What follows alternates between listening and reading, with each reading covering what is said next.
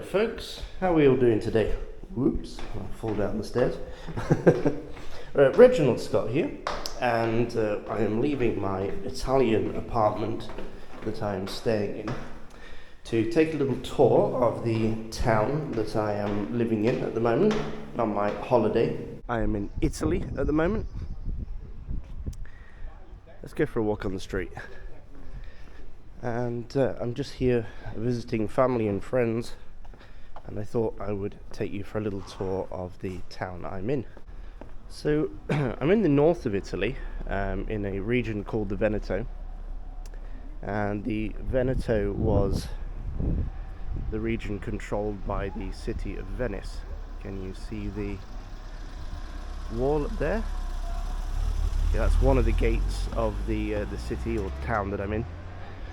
It was the region controlled by Venice. So what you'll see around here is a lot of symbols related to the city-state of Venice. And the town I'm in is called Cittadella. Like I say, it's where some of my family actually lives.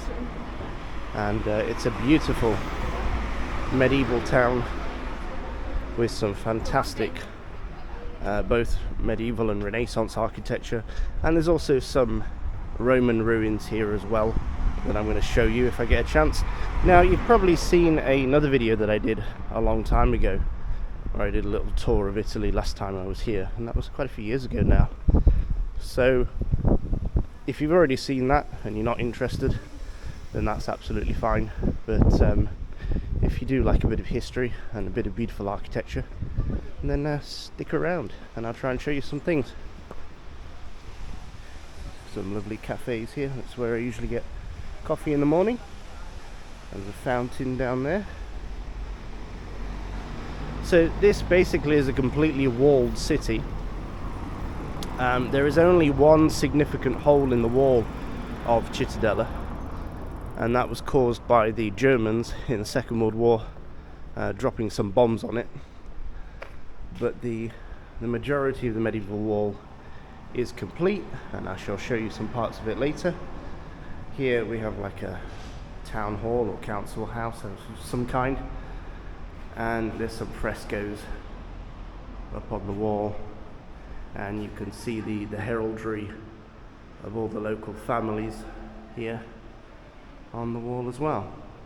Really lovely, fascinating stuff. We've got some goats and flags and things like that. As I say, local heraldry for the knights of old. And then here you'll see this symbol around here a lot, the winged lion, and the winged lion is of course the symbol of Venice. So this is saying that this town, this city, was owned as part of the jurisdiction of Venice, the city-state of Venice. Very, very powerful city-state during the medieval period, late medieval period. Of course, Venice was even at one point in charge of some of the Crusades as well. So they were extremely rich through trade, because of course they traded with lots of different places all over the Middle East and even Asia. Got a police car there, Polizia Locale. Let's cross the road into the piazza, which is the square. Most mornings there is a market here, and they sell some absolutely delightful cheese and meat. And often my wife and I come down in the morning to buy things, but at the moment the square is just being used for parking. And this, if you can see, is the local church. I have actually stuck the translation of what that says in Latin at the top there on a previous video, but I'll do it again for this video. Porta is door, so I'm guessing it's something like God's door or door to heaven or something like that, which kind of makes sense. I'm not sure whether this building was originally a site of a Roman temple, but I'm kind of guessing because of its location in the city and the fact that the city was based on a Roman designed that it probably was at some point, but there are other places that could potentially be Roman temples as well. And then again, over on the other side of the road, we can see really beautiful example of the winged lion again. So again, the symbol of Venice. That particular winged lion has got a bronze tail as well, which is really beautiful. So pretty much everywhere you go in Italy, in the northern part of Italy, around here, no matter what town you go to, has some exquisite architecture like this. Old stuff. And most of it is in pretty good condition. But a lot has survived. And of course the later stuff as well definitely survived, like the medieval architecture. And there's a lot of money invested in maintaining it as well. Hence why when you come to these places you have to pay tourist tax. I think my wife and I paid something like over €100 in tourist tax, and then we had to pay a local tourist tax as well, which was another 10 or 20 euros. So here we're walking down one of the main streets in Cittadella. Each one leads to one of the gates. Each street basically heads in a different direction. This one is towards Porta Padua, so towards the city of Padua. And of course this area was covered so people could walk and visit the shops in comfort out of the rain. Not all the streets in Cittadella have these covered walkways. So if you walk in the opposite direction of the square to this one, it's also covered on one side, but the others are not. The others are more open. The reason I'm taking you to this one rather than walking straight across the square is this one actually has some Roman architecture at the end of it as well. I always really enjoy visiting Italy. Not just for the art and architecture and the history, but also because of the food. Food is fantastic here. The people are great as well. I mean, I'm biased, of course, because some of my family live here.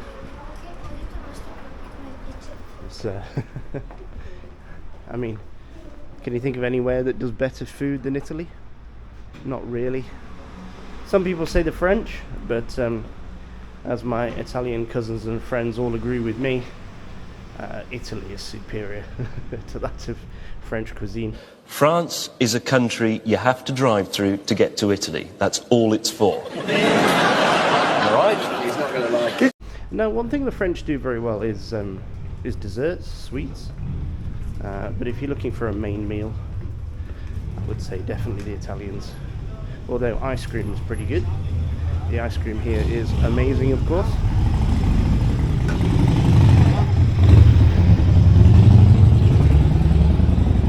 And a lot of people here are unbelievably wealthy as well. I mean, this is a wealthy part of Italy. But just walking around this town some of the days I've been here, especially at the weekends, people are so well dressed and they have such incredibly expensive clothes on. So this is another church, but what's interesting about this one is its location to the wall. So we are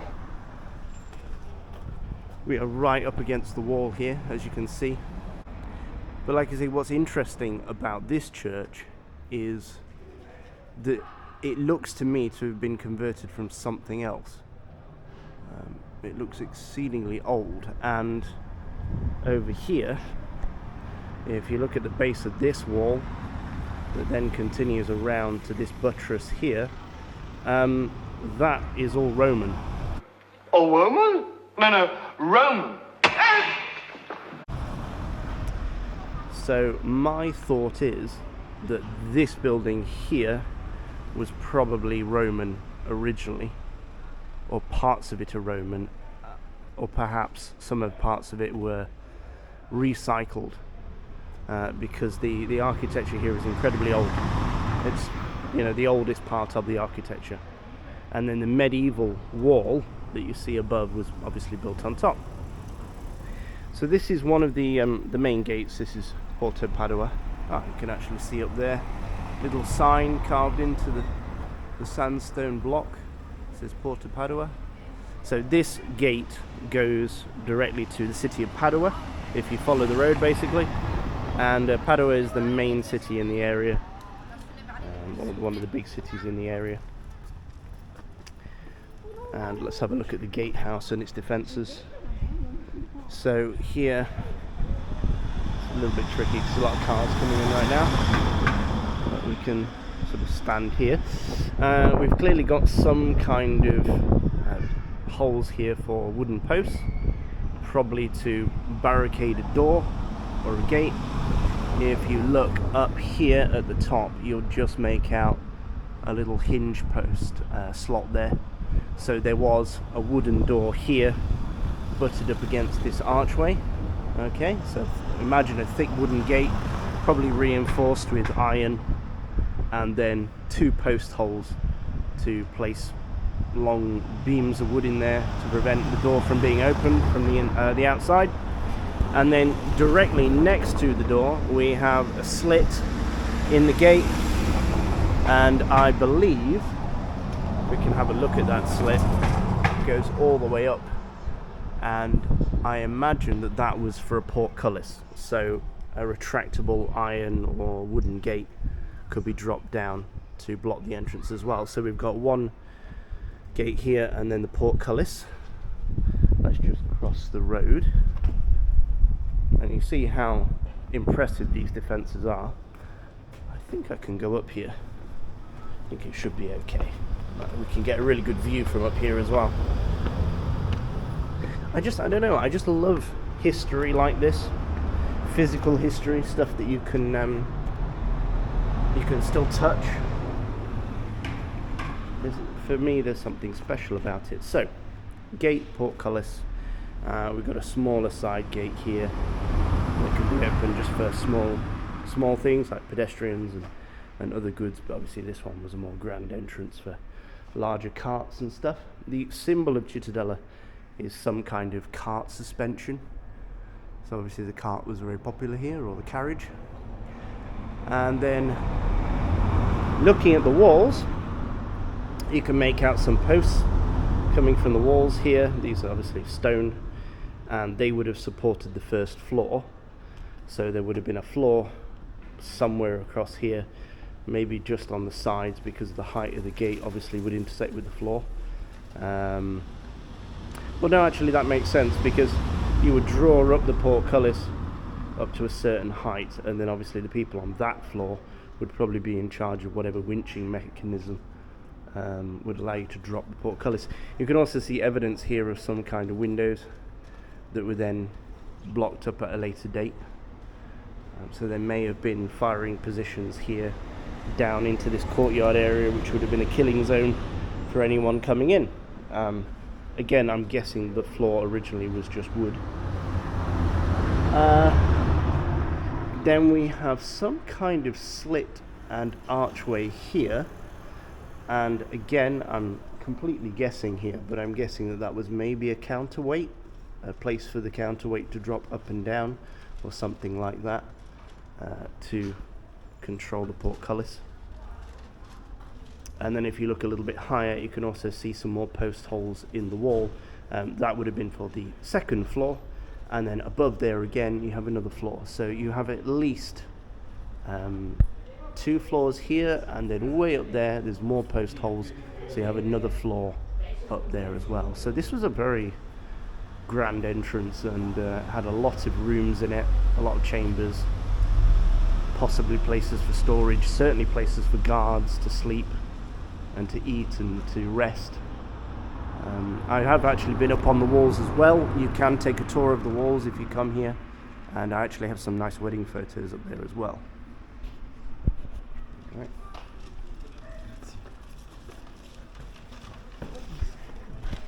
So let's go back down and check out the rest of the gates.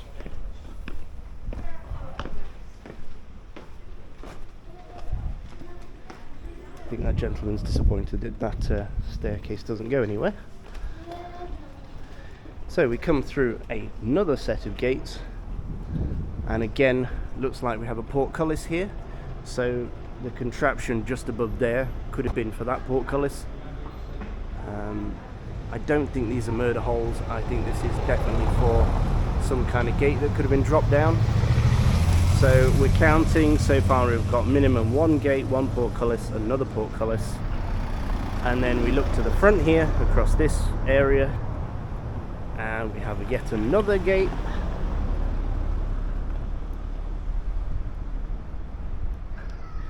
And actually some are even better defended than this. There's one where I counted 3 portcullises minimum. So then we have another gate here. Now again, this may have been repaired over time, so perhaps there was different defences originally. You can see where doorways have been plugged up.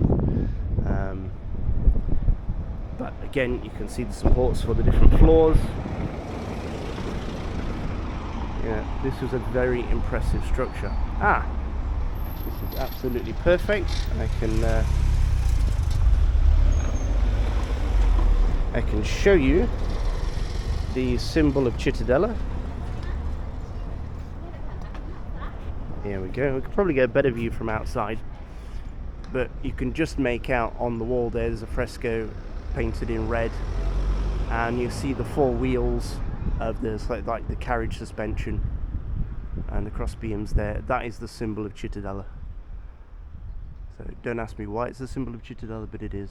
And you've got a flag over there with a cross on it, and you can get a good look of the sheer height of the medieval wall. This is a very impressive structure. What's even more impressive is that almost every city around here has the same medieval walls. The towns that are nearby here are places like Marostica, Castelfranco, Bassano di Grappa. They all have these medieval walls surrounding them. Like pretty much every city had them, every town had them, every major town anyway. Now, whether that was a show of strength, or whether that was because they really needed them, because it was a dangerous time to live in and they were constantly being attacked by other neighbouring city-states, I think maybe a bit of both, because as a structure these are very impressive, and they're a great way to show your wealth and your power if you are a city. We just take a look. There's a fresco here. Now this could either be, I was going to say it's a baptism because they look like they're standing in water, but on closer inspection you can see the 3 crosses in the background, and I'm guessing that's where Jesus was crucified, and then this is the body being taken down, possibly by angels. But it was my mother who was the art history buff, not myself, so I could be wrong about that, but I think that depicts the aftermath of the crucifixion, and it could be Jesus. I mean, he's got a wound on his side, so it does look like it is Jesus.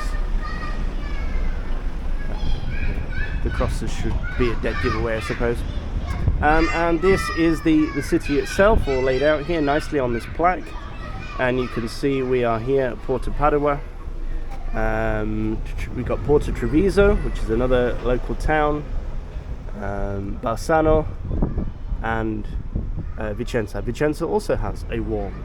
So pretty much everyone around here looks similar to this. Cittadella has one of the nicest preserved walls. I would say Castelfranco also has a really nice preserved wall, but Cittadella also has a complete moat around it as well. Does it actually show here where the wall is missing? No, it doesn't, but it was almost totally complete except for those Germans that dropped some bombs on it. So there you go. And also what's interesting is, if we back up a little bit, let me just check the time because I am meeting somebody later. Oh no, we're good for time. So they all have these bridges, and here they have the moat with the ducks. Oh, they're Canada geese, aren't they? I think it's like a Canada goose. all have these very impressive moats all the way around the city. Some Italian rap music, cool. Hopefully we don't get demonetized or something. And you can see we've got a clock up here, which is obviously a later addition to the city. And what's also interesting is you see the slits in the wall there. Those slits would have been for the drawbridge.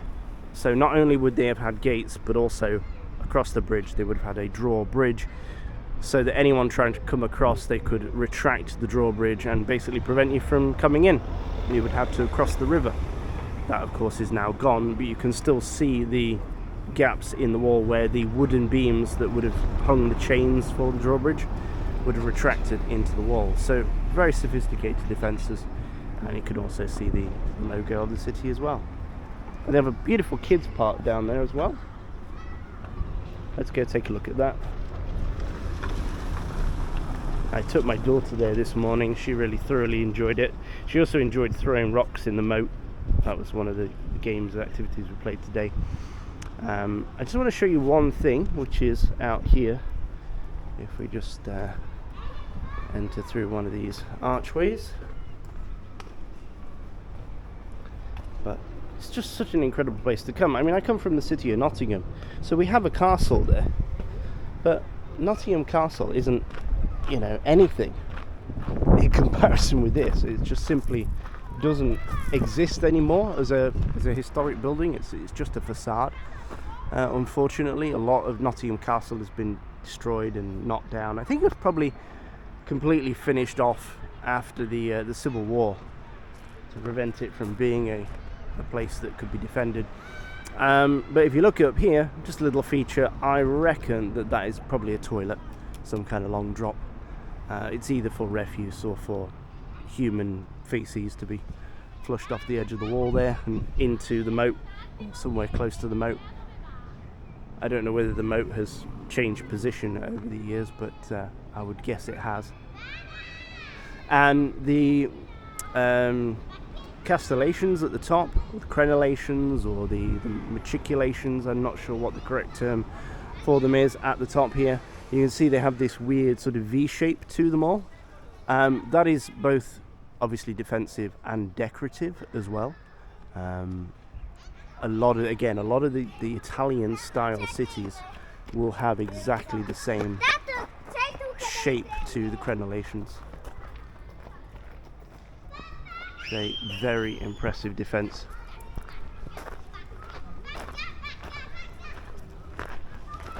You know, if you like this sort of thing, it's great, which I do. I haven't read up on the history in a long time, so I've forgotten a lot of stuff, but I should check it out, and I'll include any interesting historic tidbits in this video at the editing phase. Let's go travel over to the wall itself. So it's an interesting structure, combination of bricks and rocks, all cemented together. Obviously, large slabs of stone are expensive. This would be a bit of a cheaper way, I suppose, of doing it. But fortifications generally tended to be, you know, based on what was available locally. Unless somebody was very rich and powerful and they could afford to drag things quite a distance. Here we have local fresh mountain water.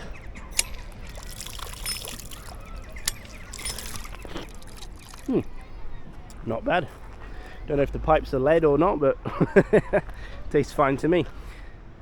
That, I'm gonna guess, is it actually says 1892 up there on that gate, so I'm guessing that's a much later addition. That gate, that hole in the wall would not have been there originally. Somebody obviously put it in a later date. 1892. 1892 SB. I'm going to look that up and see who possibly did that, because it was something I noticed from visiting other historical sites. powerful people like members of royal families and things would often knock holes in the walls of other fortifications that they owned, just to make it easier for them to get to their house, because at later dates they no longer needed the fortifications. So that could be a reason for it. Let's wander back into the town.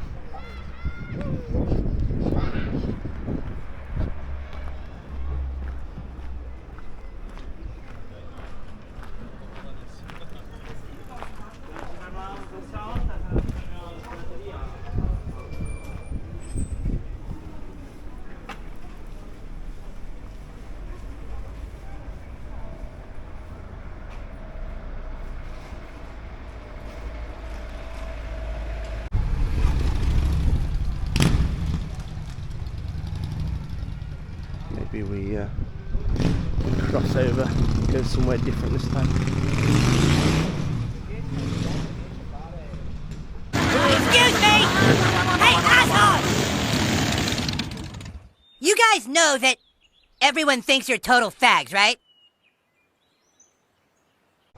And this is not Venice. This is a minor place, and somewhere you probably would never have heard of had it not been for the fact you watch my channel. And it really is a beautiful place to come. Like I say, it's not Venice, but you know, Venice is definitely a tourist trap, and everyone's expected to go there if you visit the Veneto. But I also really appreciate these smaller places, like Marostica, for example. Here's another image of the town. Fantastic. Marostica is really interesting. There they have a big square, big piazza, where the piazza is the shape of a chessboard with black and white squares on it. And every year they have this kind of pageant where people dress up as chess pieces, and they actually play a big game in the square with the chess pieces. And you know, people basically compete to be king and queen of the chessboard. A bit like, what do they call it, like prom queen or something in America. You know, it's a big deal that you were the king or the queen.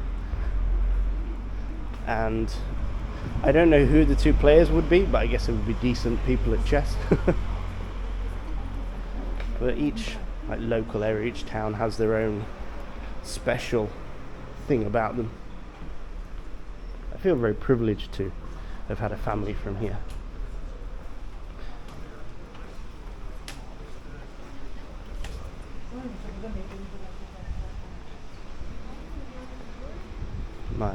My family don't actually live within the walls of the city. You have to be very, very rich to live inside the walls, because the property prices here are probably insane. But yeah, they still live not too far away.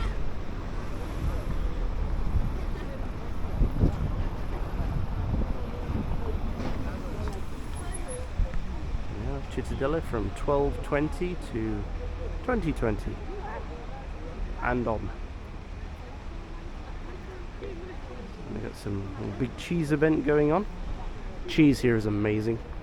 Like, I tried some cheese last night. I'm obviously from Nottingham and I love a bit of Stilton, so that's not far from where I used to live, is the Stilton Creamery, and I'm very partial to a bit of Stilton. But I tried some Italian blue cheese last night that absolutely blew my mind. So it was easily as good as Stilton, and I never thought I would ever say that because I love Stilton. But it was so good. Let's cross the road and take our life into our hands. The Italian drivers, very skillful drivers, but very quick. And a little bit aggressive.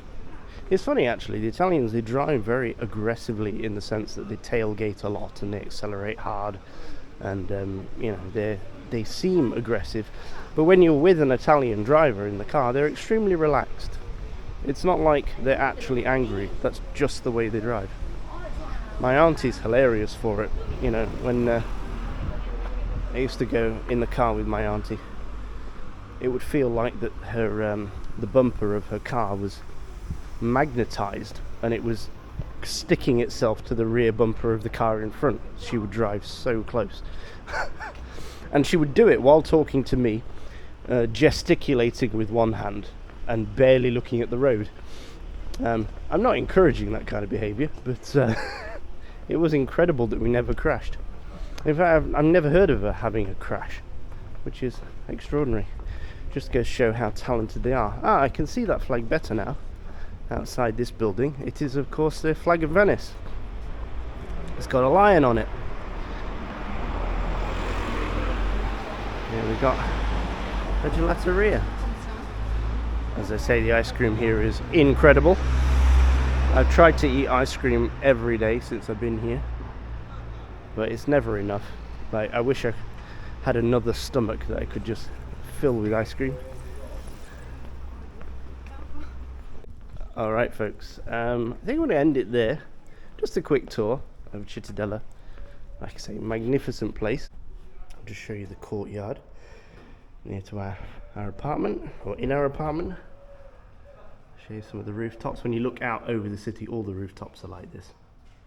This original, like, terracotta style. Beautiful. You can see the wall off in the distance again, and other churches outside the city. So if you're on a cycling holiday and you're passing through some towns in the Veneto, definitely stop by for a look. This place was actually the can I turn this around and say hi to you? Hello. Hope my hair's okay. I haven't checked. If you know, they had the UCI gravel event here recently. About Peter Sagan being down maybe only 15 seconds as they came in through that line, and you can see the push is on. They are chasing hard. They held the first UCI sanctioned gravel race in Cittadella, or around Cittadella. So if you're here on a gravel bike or a touring bike or a road bike, great place to come for that. And you can use this as a point, you know, like a base camp, or one of the towns or cities around here as a base camp. Like I say, the food is amazing, not cheap, but amazing. And any of these towns around here are beautiful like this. And then here in Cittadella, we are, I would say, an hour and 40 minutes, maybe maximum. No, maybe not even that, like an hour and 15 minutes maybe on the train to Venice, if you want to visit Venice. And then by bicycle, you can get to the mountains within like 22 kilometers. So we're only 22 kilometers away. So what's that? You can cycle there in an hour, less than an hour. You're in the mountains. And the mountains around here are also amazing. I didn't bring my bike on this holiday because I wasn't allowed. My wife said that no, this was going to be a holiday just to visit family and to relax. So I was told no bicycle. But I am bringing my bike back. I've said that I'll be coming back for another holiday, maybe when I hit 40 years old, which is coming soon. So there you go. Next year, maybe. So there you go. Hope you enjoyed the little tour of a place where part of my family is from. You might not have thought it was that extraordinary, but part of my heart is definitely here. I do love this place, and I love the people here very much as well, and the food, and the drink. So there you go, folks. Thank you for watching, and as always, when you're out cycling, wherever you're cycling, do stay safe, and I shall see you in the next video. Bye bye.